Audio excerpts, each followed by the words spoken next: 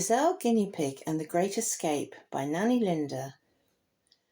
Giselle the Guinea Pig lived in her hutch behind Bobby Brown's garden shed.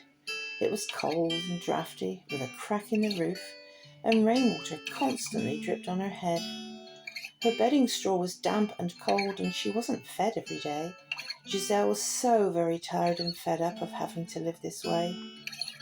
Her brother Garth lived in the next hutch, which was smelly and full of mould. So between them they decided to hatch a plan to escape, which was very, very bold. Giselle started pushing against her hutch door to try to loosen the latch, while Garth stood on guard at the front of his cage, keeping a careful watch. She flipped the door and pushed it wide, and Garth gave a gasp of delight. "Come on over and do mine now. We can get away before daylight." So they both scampered around the messy backyard and saw a break in the fence. And off they ran through the fields and the woods, through undergrowth so very dense. On and on they ran for miles, until they saw a field with a big black cow. "Let's take a break," Giselle then said. "Bobby Brown will never find us now." "So what's the plan?" Garth asked Giselle as they nestled in the roots of a tree. "I have an idea," Giselle then replied. "Let's try and find our family. I know Mother and Father used to live close by at a house called Buttercup View. Hopefully they still live there now, and we can free them too. Our brothers, Toby and Donny, went to a home on Apple Orchard Lane, and our sisters, Ginny, Liz and Babs, went to the children of Farmer Payne. If I remember correctly, the farm is not too far away, so if we make a really good plan, we can rescue them all today." So off they ran, heads held high, onwards through the field, and when they came out from the long tall corn, Buttercup View was revealed. "There it is!" cried Giselle. "I knew it wasn't far," as they headed through the garden gate, up to the newly built guinea pig hutch made out of a packing crate. Mother and Father Guinea Pig were eating breakfast and looking well fed. They both appeared very well cared for, no damp or lumpy bed. The siblings ran up to the hutch and gave their parents such a surprise. "Giselle, Garth," Mother Guinea Pig said, "I can't believe my eyes. What are you two doing here? How did you escape?" "I'll explain it all to you later," Giselle said as she opened the latch of their crate. So all four guinea pigs dashed across the lawn, under the gate and out to the fields. Then with jumps and laughs and a few yippies, they ran off with happy squeals. They decided to rest in a patch of fern down by the riverside, and had a munch of grass and a cooling drink, and chatted and caught up with their lives. "I have a plan," Giselle then said, "to rescue the rest of the clan, so we can all live happily together again, and not be caged by any man." "Let's hear the plan then," said Father Guinea Pig. "I'm all in for this. To have my family back together again will be absolute and total bliss." "Well," said Giselle, "first of all, we need to head to Apple Orchard Lane, and we'll have to cross the railway tracks, so watch out for the train." They headed off, eyes and ears alert for any kind of danger, in a line, Giselle in front, watching for any strangers. They all struggled with the railway tracks, as they were slippery and wet, but they managed it with heaves and shoves, as their determination was set. Up and over the railway bank, it was then that they heard the train whistle, and as they all turned around to look, Father Guinea Pig sat on a thistle. He gave a squeal and jumped back up and rolled down the bank. The others shrieked as the train approached, thundering up the track with a clank. Thankfully, Father Guinea Pig had always kept himself quite fit. "I'm okay," he sheepishly replied. "It didn't hurt one bit." They ran under the hedge and over the bridge as the train was still passing by. Garth then noticed across the road the Apple Orchard Lane direction sign. They saw 5 houses along the lane, and Mother Guinea Pig gave a sigh. "How do we know which one it is?" "I have an idea," Garth replied. So Garth sniffed the air as he ran along the length of Apple Orchard Lane.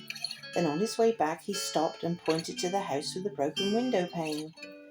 "I know they are here. I've detected their scent," Garth proudly then announced. And with that they heard children laughing, and over the hedge a big ball bounced. "We'll have to tread very carefully here, folks," said Father Guinea Pig. as he looked around. "So let's go in the back way quietly. We don't want to make a sound." The 4 little guinea pigs trundled off, keeping their heads well down. And there in the garden, taking pride of the place, was a beautiful guinea pig town, with cages which led to other cages by runs filled with colourful toys. And running around in the garden were 2 excited and noisy little boys. They had to bide their time and wait for the boys to go inside for a wee. Toby and Donnie saw their family coming, dodging behind every tree. As Giselle had the knack to open latches, she had her brothers free in no time and racing for cover. Then the 6 little guinea pigs all grouped under the hedge, hugging and greeting each other. Then off they charged, for they all knew that when the 2 boys noticed that Toby and Donnie were gone, there would be stamping, crying and screaming, and a huge guinea pig hunt would be on. They all stopped for a breather and a quick catch-up, then dashed up through the high fields to the ridge, then over the top at a fast-paced gallop, heading back down to the bridge. From there they took the road eastwards towards the new dairy farm, and they hoped and they prayed that the sisters were healthy, cosy and warm. They ran past the fields with the horses, who snorted and stamped their large hooves. "If you're looking for the 3 wee girlies," one said, "they are in the small barn with the black roof." "Thank you so much, dear," Mother Guinea Pig said, and smiled at the horse as she ran by. "They are my beautiful daughters, who I haven't seen since July." They ran through the courtyard by the stables, running in between the garbage bins, seeing the black roofed barn up ahead, wondering how to get in. The 6 little guinea pigs all huddled together behind a horse water trough. "How are we going to get in there?" Toby said. "It's solid walls except for the loft." "We go up the wall," Father Guinea Pig said, "then in through the roof at the top. Donnie and Giselle can make the first try, as she's best at picking the lock. The rest of us will stay hidden, keeping guard, but will squeak in alarm if any human or animal should approach or try to enter the barn." Donnie and Giselle made it look easy, scaling the black-roofed barn wall and climbing back down on the inside. Thankfully, they didn't fall. The hutch was in the corner. It was cosy and warm, but dark, and when the 3 sisters saw their rescuers, oh, it warmed the cockles of their heart. Giselle flipped the latch and the girls ran out, all heading towards the wall. "We've got to go this way," said Giselle. "Be careful you don't fall." In no time at all, they were up the wall, out and over the barn, and down into the courtyard where their family greeting was joyful and warm.